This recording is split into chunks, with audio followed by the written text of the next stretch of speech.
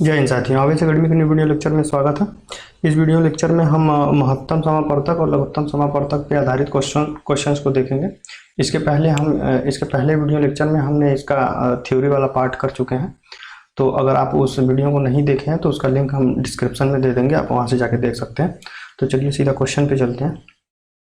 तो आज का जो पहला क्वेश्चन है, इसमें क्या है कि एक नंबर का मतलब दो नंबर है, उसका फैक्टर करके दिया हुआ है, ऑलरेडी उसका गुणनखंड करके लिख रखा है और उसका मसा पूछ रहा है कि इसका मसा क्या होगा।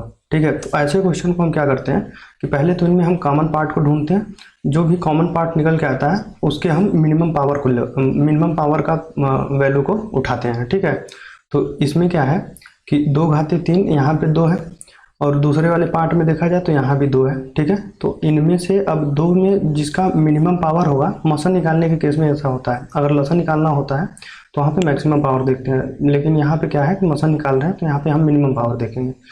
तो यहाँ पे 2 का मिनिमम पावर कितना है, तो यहाँ 2 है, यहाँ पे क्या है आपका 3 है, तो यहाँ पे हम एक क्या ले लेंगे, एक ले लेंगे हम 2⁻2। ठीक है, अब अगला देखते हैं, अगला यहाँ पे क्या है 3 है, यहाँ भी 3 है, कहने का मतलब इनमें अगर देखा जाए तो कॉमन 3 भी है।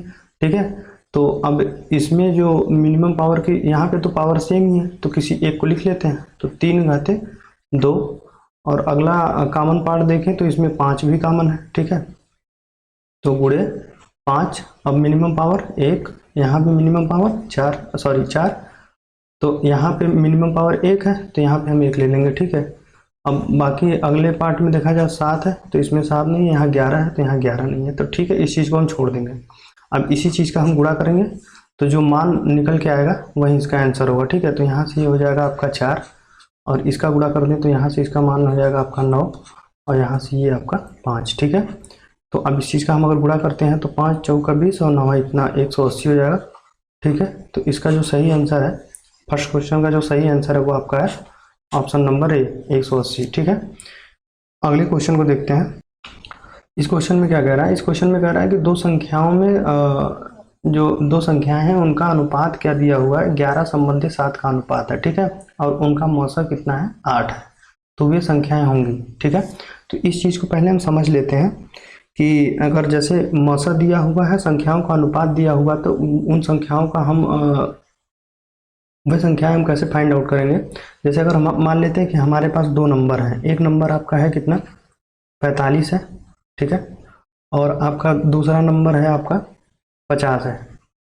ठीक है, अब इसका हमको एलसीएम निकालना है, तो इसका एलसीएम कितना होगा, इसको हम क्या लिख सकते हैं 9 × 5, यहाँ से अब इसको क्या लिख सकते हैं 10 × 5। ठीक है, अब अगर हम कह देते हैं कि इन दोनों, जैसे ये दोनों संख्याएं हैं, इनका रेशियो कितना दिया हुआ है 9 संबंधी 10।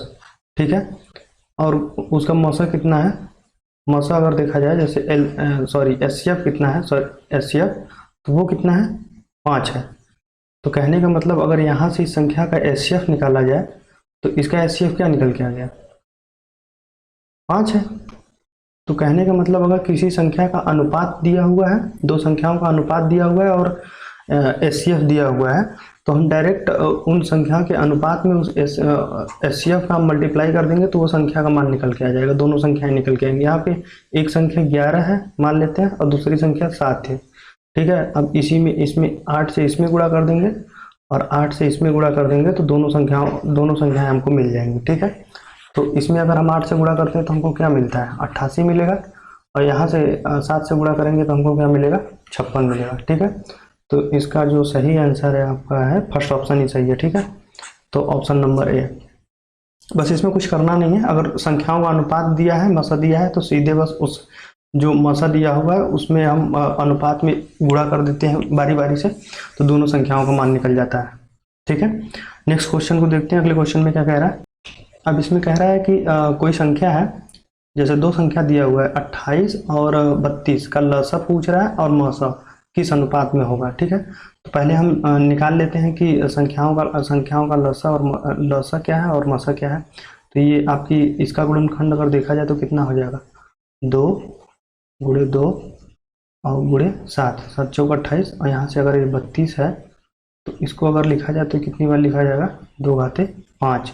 तो अगर हम एलसीएम निकालें तो एलसीएम इसका कितना हो जाएगा, 2 घाते 5 और गुणे 7, और एचसीएफ निकाला जाए तो यहाँ से क्या हो जाएगा, 2 घाते 2। ठीक है। अब इसी चीज़ का हमको क्या पूछ रहा है, इसी चीज़ का हमको पूछ रहा है कि इनका रेशियो क्या होगा। तो कहने का मतलब हमसे पूछा जा रहा है क्वेश्चन में एलसीएम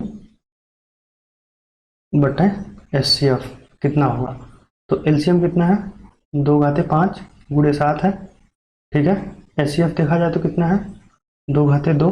तो यहाँ से ये 2 कट जाएगा तो यहाँ बचेगा 2 घाते 3। कहने का मतलब ये हो जाएगा 8 गुणे 7 बटे 1। ठीक है। तो इसका गुणा कर देंगे तो कितना हो जाएगा, 56 संबंधे 1। तो इसका जो सही आंसर है वो आपका है 56 संबंधे 1। तो ऑप्शन नंबर ए सही है। ठीक है। अगले क्वेश्चन को देखते हैं। अगले क्वेश्चन में क्या कह रहा है, इस क्वेश्चन में कह रहा है कि जैसे 3 फ्रैक्शन दिया हुआ है, 5/6 दिया है, 10/18 दिया है और 25/36 दिया है, जिसका हमको क्या निकालना है, मौसा निकालना है। ठीक है। तो थ्योरी वाले पार्ट में हमने समझाया था कि जब भी किसी फ्रैक्शन का पार्ट का हमको लौसा अथवा मौसा निकालना होता है, अगर मान लेते हैं कि मौसा निकालना है तो मौसा निकालते हैं तो क्या करते हैं, अंश का हम मौसा निकाल लेते हैं और जो हर वाले पार्ट होता है उसका हम लौसा निकाल लेते हैं। तो यहाँ से 5 और 10 और 25 का मौसा कितना होगा, 5, 10 और 25 का मौसा कितना होगा। तो देखा जाए तो ये आपका इसका मौसा कितना होगा, 5 होगा। इसी तरीके से 6, 18 और 36 का एलसीएम कितना होगा, लसा कितना होगा, तो ये आपका हो जाएगा 36। ठीक है। तो अब अगर इस फ्रैक्शन का, इस तीनों फ्रैक्शन का अगर हमको मौसा निकालना है, इसका मौसा कितना होगा, तो ये मौसा बराबर क्या होता है, अंश का मौसा, अंशों का मौसा बटे हरों का लसा। ठीक है। तो अंशों का मौसा कितना आया था, 5 आया था। तो ये हो गया आपका 5 और बटे हरों का लसा कितना आया था एलसीएम, तो 36। ठीक है। तो इसका आंसर जो निकल के आएगा आपका कितना हो जाएगा, 5/36। तो इसका भी जो सही आंसर है इसका भी ऑप्शन ए सही है। ठीक है। अगले क्वेश्चन को देखते हैं। अगले क्वेश्चन में क्या कह रहा है, अब इस क्वेश्चन में लसा पूछ रहा है, तो लसा पूछ रहा है तो हम क्या करेंगे, हर अंश का निकाल लेंगे हम, कितना लसा निकाल लेंगे। तो 1, 2, 3, 4 इसका लसा निकालेंगे तो क्या निकल के आएगा, इसका लसा आपको मिलेगा 12। ठीक है। और इसका मौसा निकाला जाए, 2, 3 और 4, 5 का मौसा निकाला जाए तो आपको मिलेगा 1। ठीक है। अगर नहीं निकालने आ रहा है तो इस चीज को समझते हैं कि पहले 2, 3, 4, 5 अगर कोई कॉमन फैक्टर नहीं मिलता है, लेकिन हम उसमें थ्योरी वाले पार्ट में हमने समझाया था कि अगर संख्याओं के बीच में अगर कोई कॉमन पार्ट नहीं मिलता है तो उसका मौसा 1 होता है। तो यहाँ से 2 इसका फैक्टर 2 3 होगा, इसका फैक्टर 2 गुणे 2 होगा और इसका फैक्टर 5 होगा। ठीक है। इसमें कोई कॉमन पार्ट नहीं मिल रहा है, कहने का मतलब इसका मौसा कितना होगा, 1 होगा। इन 2, 3, 4, 5 की संख्या का मौसा कितना होगा, 1 होगा। तो अब इस पूरे नंबर का अगर लसा कितना होगा तब, तो अंश का लसा कितना आया था हमारा, 12, और हर का मौसा कितना आया था, 1 आया था। तो कहने का मतलब ये मान हमारा कितना मिल गया, इसका 12। मतलब 1/2, 2/3, 3/4 और 4/5 का लसा कितना हो गया, तो 12 हो गया। ठीक है। Option C. ठीक है।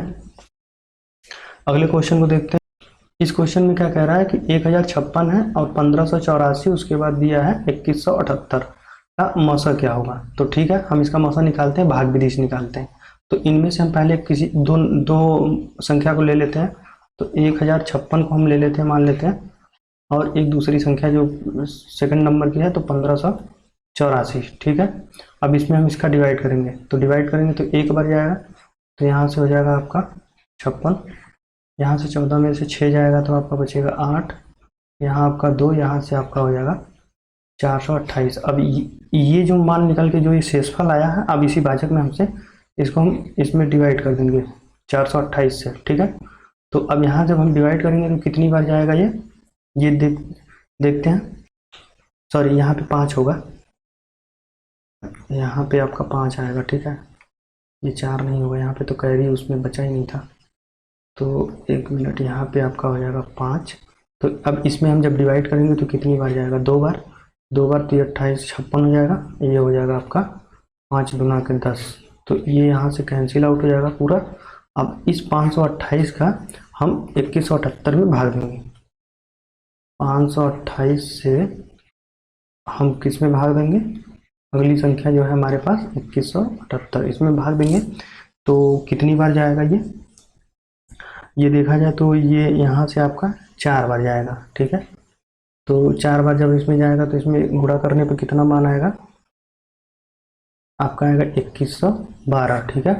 तो यहाँ से आपका 6 हो गया, ये 6, ये यहाँ से कैंसिल आउट, ठीक है। अब इस जो 66 ये शेषफल आया, अब इसमें भाग देंगे 528 में, ठीक है।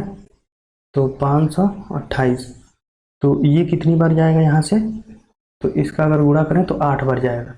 तो हमको क्या मिल जाएगा, ये यहाँ से आपका कैंसिल आउट। अब लास्ट में जो मान मिलता है वही उसका तीनों संख्याओं का मसा होता है, ठीक है। तो इसका जो सही आंसर है आपका क्वेश्चन नंबर 6 का ये फर्स्ट ऑप्शन, ठीक है।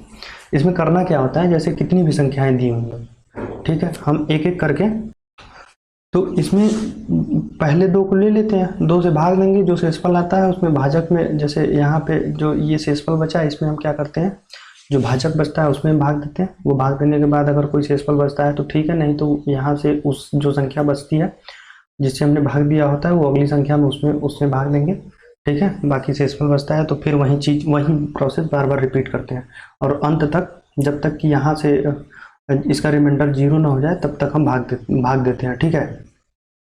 तो अगले क्वेश्चन को देखते हैं। अगले क्वेश्चन में क्या कह रहा है, तो अगला क्वेश्चन हमारे पास है 22 है, 54 है, 108 और 135 का हमको लसन निकालना है, ठीक है।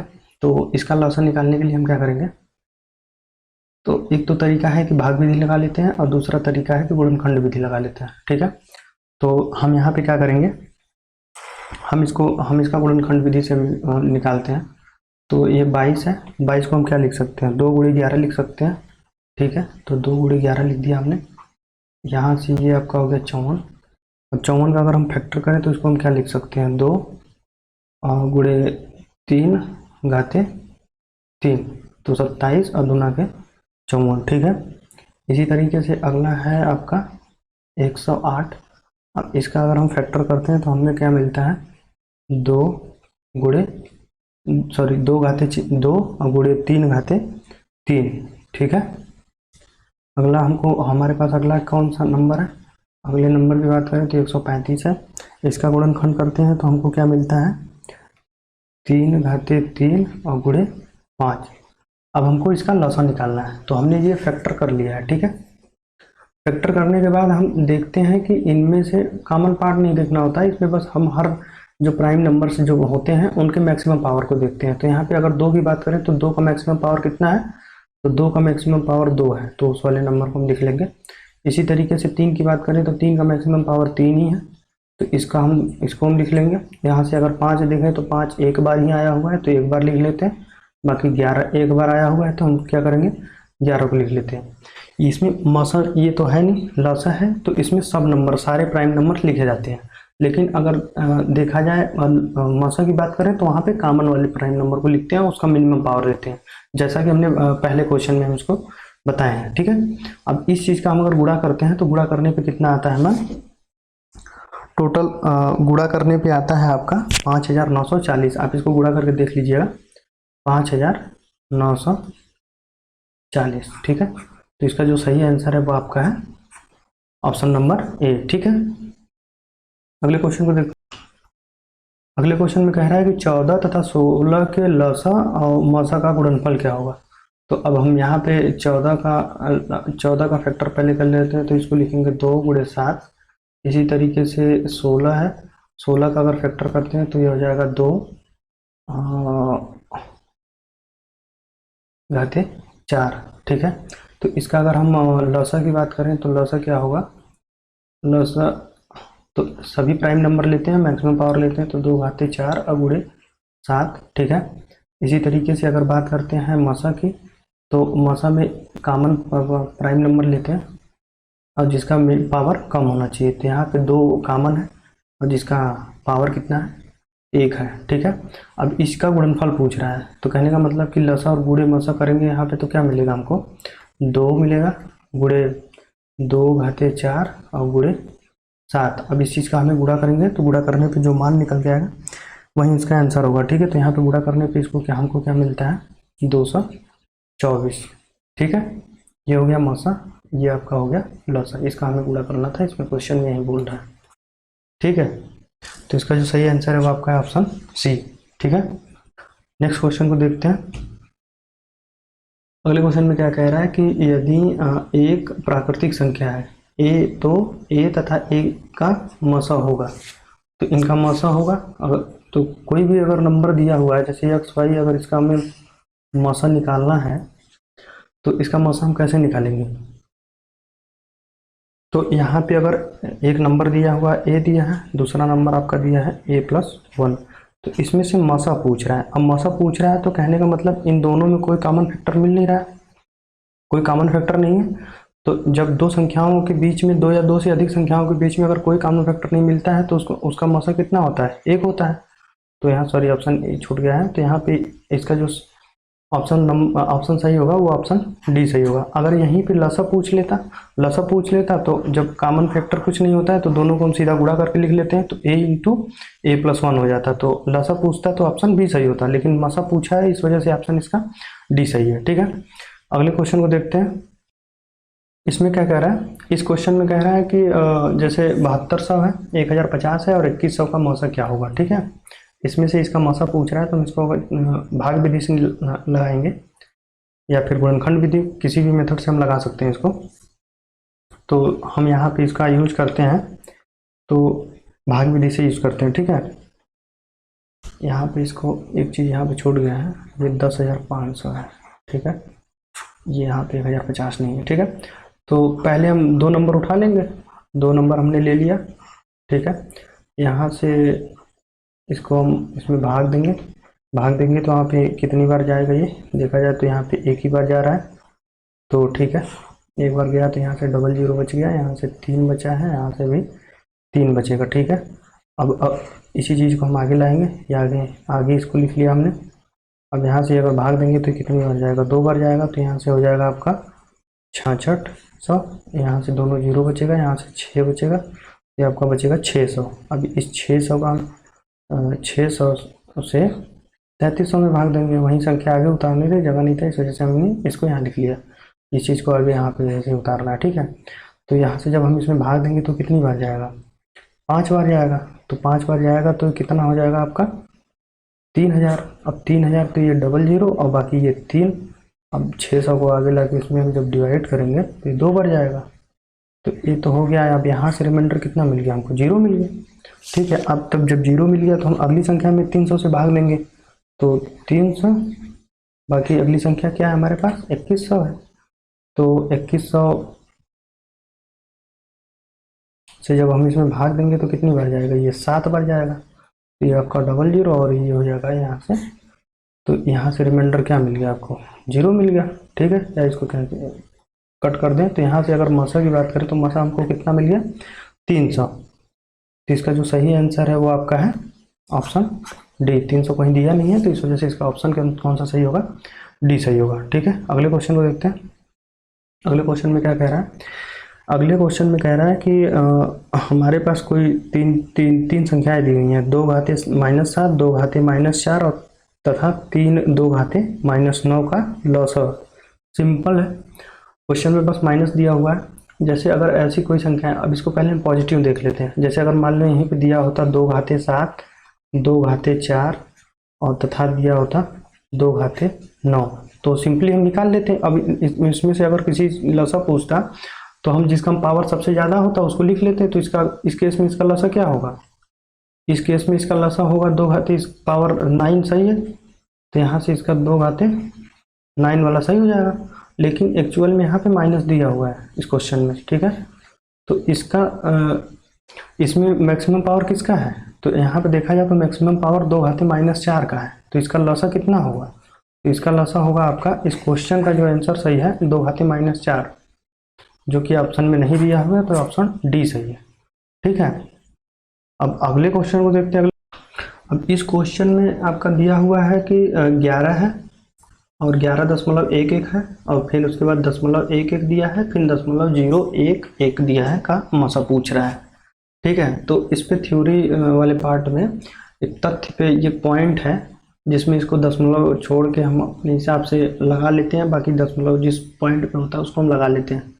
ठीक है, लेकिन हम क्या करेंगे, इसको फ्रैक्शन से करेंगे। पहले हम इसको फ्रैक्शन में लिख लेंगे, फिर उसके बाद इसका मसा निकालेंगे। बाकी बाद में अगर दशमलव में ऑप्शन दिया है तो उसको हम दशमलव में कन्वर्ट कर लेंगे, सीधी सी बात है। ठीक है, तो यहाँ पे पहला तो 11 दिया हुआ है, तो इसमें कोई परिवर्तन नहीं करना है, तो यहाँ पे 11.11 है, जिसको हम क्या लिख सकते हैं, 1111 बटा के 100। ठीक है, इसी तरीके से यहाँ पे दिया है 0.11, इसको अगर हम फ्रैक्शन में लिखें तो 11/100 लिख सकते हैं। ठीक है, इसी तरीके से अगर बात करते हैं, अगला जो नंबर दिया हुआ है 0.011, तो इसको अगर हम फ्रैक्शन में लिखें तो इसको हम क्या लिखेंगे, 11/1000। अगर हमें ऐसे नंबर का, जैसे किसी ऐसा जो फ्रैक्शन दिया है, इसका अगर हमें मसा निकालना है तो अंश का मसा निकाल देते। तो इसमें से 11 है, 1111 है, फिर 11 है, तो इसका अगर हमको मसा निकालना होगा तो हमको मसा क्या मिलेगा, 11 मिलेगा, और हर का हम लसा निकालते हैं, तो यहाँ 100 और 1000 का लसा क्या होगा, तो यहाँ पे क्या होगा, 1000 होगा। अब यही निकल के आ गया हमें ये जो नंबर दिया है इसका मसा। तो इसमें अगर ऑप्शन देखा जाए तो दशमलव में दिया है, तो इसको हम दशमलव में कन्वर्ट कर लेंगे, तो 1000 से डिवाइड कर देंगे तो हमको क्या मिलेगा, 0.011। इसका जो सही आंसर है वो आपका है फर्स्ट ऑप्शन सही है। ठीक है, तो आज के वीडियो लेक्चर में बस इतना ही। अभी इसमें कुछ क्वेश्चंस बचे हुए हैं, तो इसको हम अगली वीडियो लेक्चर में हम इसको समझा देंगे, तो आप इसको अच्छे से प्रैक्टिस कीजिए। बाकी अगले वीडियो लेक्चर में इसमें 8-10 क्वेश्चन और हैं जिसको हम करा देंगे। वीडियो को अंत तक देखने के लिए धन्यवाद।